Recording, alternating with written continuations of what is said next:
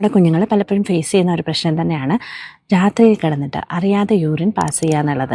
അപ്പോൾ കുഞ്ഞുങ്ങൾക്ക് ശരിക്കും പറഞ്ഞാൽ ഈ ഒരു ബ്ലാഡർ കൺട്രോൾ ഏറ്റവും അവസാനമായിട്ടാണ് ഡെവലപ്പ് ആവുക.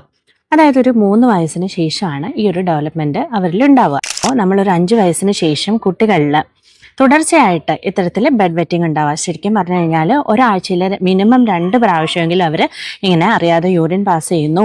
അങ്ങനെ ഇത് തുടർച്ചയായിട്ട് ഒരു 3 മാസം നമുക്കിത് തുടർച്ചയായിട്ട് കാണാൻ സാധിക്കുമ്പോൾ മാത്രമാണ് നമ്മളിത് നൊക്ടേണൽ എന്യൂറസിസ് എന്നുള്ള ഡയഗ്നോസിസ്, അതായത് ബെഡ് വെറ്റിംഗ് ഒരു കംപ്ലൈൻ്റ് ആയിട്ട് ഇതിനെ കൺസിഡർ ചെയ്യുന്നത്.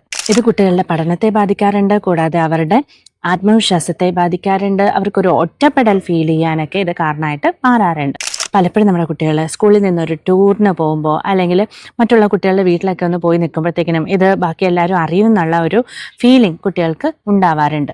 ഈ ഒരു പ്രശ്നം കോമൺ ആയിട്ട് കാണുന്ന ഒന്ന് തന്നെയാണെന്ന് അവരെ പറഞ്ഞ് മനസ്സിലാക്കി അവർക്ക് പൂർണ്ണ ഒരു ആത്മവിശ്വാസം കൊടുത്ത് തന്നെ അവരെ ഇതിൽ നിന്ന് പുറത്തു കൊണ്ടുവരിക എന്നുള്ളത് നമ്മൾ പേരൻസിൻ്റെ ഉത്തരവാദിത്തം തന്നെയാണ്. പലപ്പോഴും നമ്മൾ ചെറിയ രീതിയിലുള്ള മാറ്റങ്ങൾ അവരുടെ ഡെയിലി ലൈഫിൽ വരുത്തി കഴിഞ്ഞാൽ തന്നെ ഇതിന് വലിയൊരു ചേഞ്ച് വരുന്നതായിട്ട് കാണാനായിട്ട് സാധിക്കാറുണ്ട്. ഡേ ടൈമിൽ ഒരു 2 മണിക്കൂർ ഇടവിട്ട് അല്ലെങ്കിൽ 3 മണിക്കൂർ ഇടവിട്ട് യൂറിൻ പാസ് ചെയ്യാനായിട്ട് കൃത്യമായിട്ട് നമ്മൾ അവരോട് പറയുക.